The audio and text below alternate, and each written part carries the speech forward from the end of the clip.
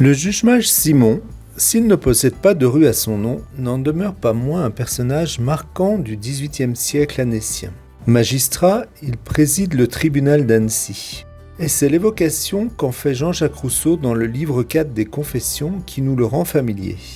Quoiqu'il fût à ce qu'on disait assez bon jurisconsulte, il n'aimait pas son métier. Il s'était jeté dans la belle littérature et il y avait réussi. Comme il connaissait les bons livres, et qu'il en parlait volontiers, sa conversation était non seulement amusante, mais instructive. Philanthrope, il décide par testament qu'à sa mort, sa bibliothèque devra être mise à disposition de tous. Comme je suis parvenu, dit le testament, à rassembler quelques bons livres, tant sur les humanités, droit public que sur la jurisprudence civile et canonique, je lègue les miens à la ville d'Annecy. Ainsi, il s'associe au projet initié par plusieurs chanoines de la cathédrale d'ouvrir la première bibliothèque publique du duché de Savoie, ce qui arrive le 27 mai 1748. Et c'est dans l'actuelle médiathèque Bonlieu, sa lointaine descendante, que sont toujours conservés ces précieux ouvrages. Initiative éditoriale contemporaine de l'encyclopédie de Diderot, l'histoire naturelle de Buffon est un immense succès pour l'époque.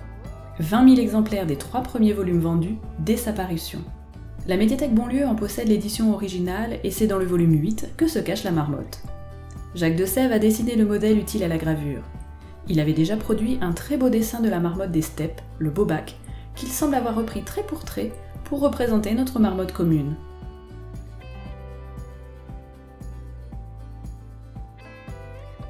Du long article qui lui est consacré, on retient la description plutôt cocasse de son comportement. Elles font ample provision de foin et de mousse pendant l'été.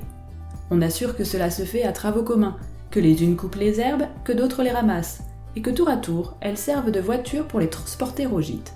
L'une se couche sur le dos, se laisse charger de foin, et se laisse traîner par les autres qui la tirent par la queue et prennent garde que la voiture ne verse. La marmotte s'apprivoise plus qu'aucun animal sauvage. Elle apprend aisément à saisir un bâton, à gesticuler, à danser, à obéir en tout à la voix de son maître. Elle attaque et mord en sa présence les chiens les plus redoutables. Elles boivent le lait en grande quantité en marmottant, c'est-à-dire en faisant comme le chat, une espèce de murmure de contentement. Elles ne boivent que très rarement de l'eau et refusent le vin.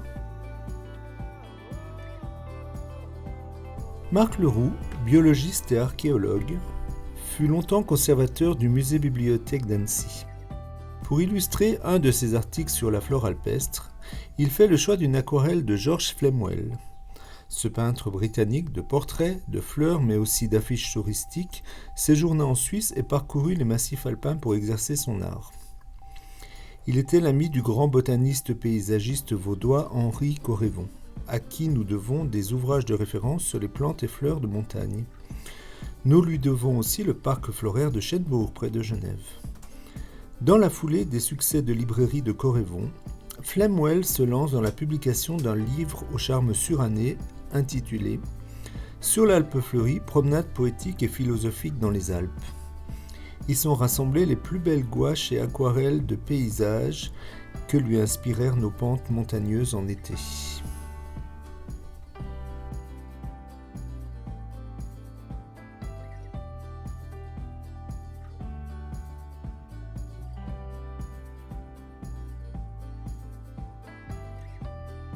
Fred Boissonnat, né dans une famille d'artistes genevois, se forme très tôt aux techniques photographiques. Il reprend l'atelier studio de son père en 1887. Proche du pictorialisme, mouvement international revendiquant la photographie comme un art, il perfectionne les techniques de prise de vue en extérieur. Il est un des pionniers de la photographie de paysage, et sa renommée passe rapidement les frontières. Associé à l'essayiste et romancier savoyard établi à Paris, Léandre Vaillat, il publie en 1910 un double recueil sur la Savoie. Les photographies des sites remarquables côtoient de très belles scènes de la vie quotidienne des gens du cru, dans une mise en page particulièrement soignée.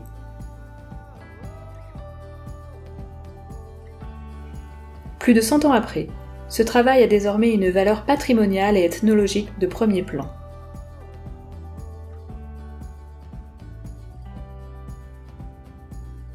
Fred Boissonnat a aussi, jusqu'à un âge avancé, visiter les pays du pourtour méditerranéen comme l'Égypte et la Grèce.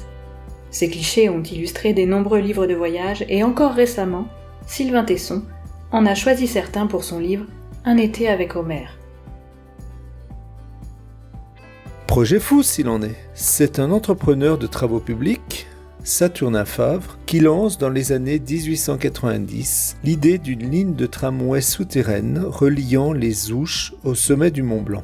Associé au directeur de l'Observatoire du Mont Blanc, Joseph Vallot, il propose en 1899 un avant-projet que les autorités locales valident avec enthousiasme. Le conseil municipal des Ouches considère qu'elle trouvera dans ce projet une prospérité considérable par le nombre de voyageurs qui, de tous les points du monde, ne manqueront pas de s'arrêter aux Ouches pour l'ascension du Mont Blanc.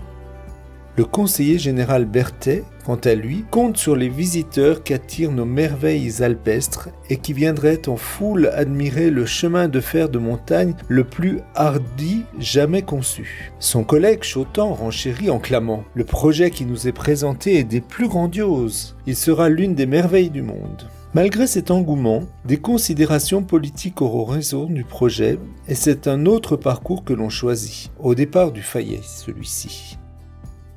Le tramway du Mont Blanc, toujours en service aujourd'hui, est inauguré en 1909. Il atteint seulement l'altitude de 2372 mètres, point de départ de la mythique ascension désormais. À charge de revanche pour Fabre et Vallot, la poursuite du chantier permettant d'atteindre le toit de l'Europe n'aura jamais été mise en œuvre.